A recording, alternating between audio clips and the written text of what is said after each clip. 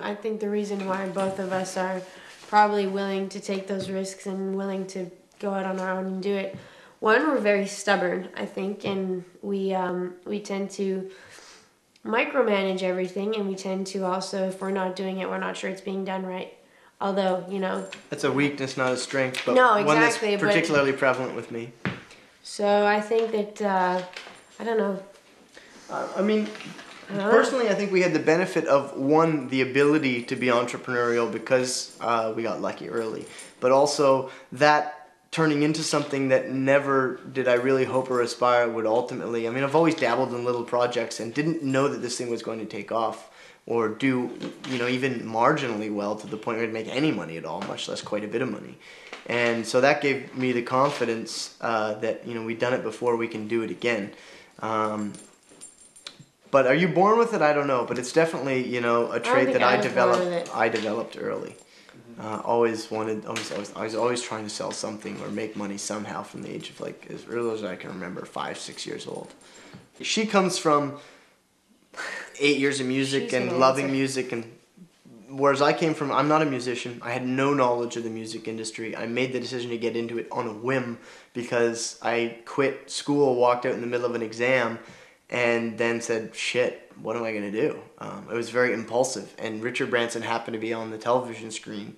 And he was an entrepreneur. And that's what I was first, an entrepreneur who wanted to do something I was passionate about. And he seemed very passionate. And, he was espousing his life philosophy. And I thought, that sounds pretty cool. That's how I happened into it. And ironically, one of the reasons you ask where the know-how came from, but one of the contributing factors to me quitting school was I was frustrated by the process of having to learn at the rate of the lowest common denominator. And the teachers I found, didn't speak the language very well on a lot of levels, actually. And I wasn't learning I'm a guy who will learn on my own. I read books voraciously. And I wasn't learning, I wouldn't say I wasn't learning, but the rate of learning had really slowed at school. And not only was I not learning as fast as I, felt I could go and learn on my own, but I wasn't learning exactly what I wanted to be learning. I had to learn according to the curriculum of the program as opposed to whatever I was interested in. And I had, like I said, the security to just go, screw it. And so I would say that most of the business know-how I developed through reading books, mostly biographies on other entrepreneurs, and through practical application. And the same is true of the music industry. I knew nothing when I got into it. And I tell artists all the time when I start to work with them, and that's why Fuzz and I are a really great team and complete each other well. I'm like left side of the brain for the most part. I know what I like in terms of music and what I think will actually work in terms of marketability, whether it's commercial or whether it's independent. But I know where all the money, I know how all the deals work in the music industry. I know where the money comes from, where it goes, how it gets siphoned in one direction or the other.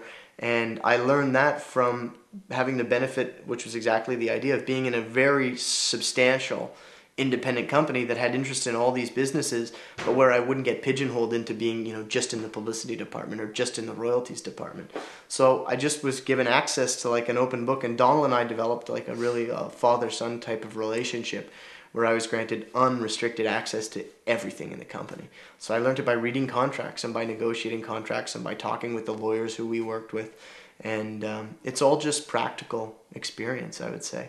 And then on the music side of things, well, that's way more Fuzz's strength, and she handles all the creative services stuff.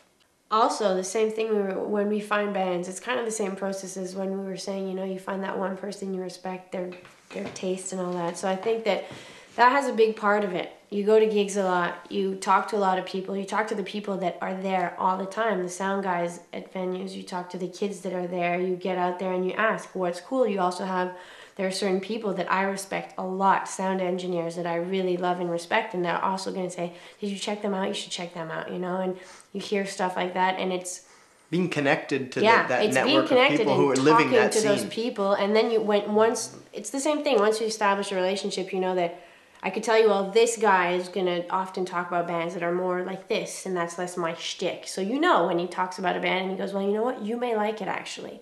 And you go out and see them, and it's all More often, I think Communication. you get referred something from somebody Yeah. that you trust Yeah. or that you know than actually, happen to be surfing the internet and find something or see a listing, go to see a show with no knowledge of who the artist is. Because then it's kind of in the comes to dark. mostly There are through so the many network. bands out there that if you start doing that, Again, it comes you're down to the kinda filters, lost. right? We Yeah. all have our filters.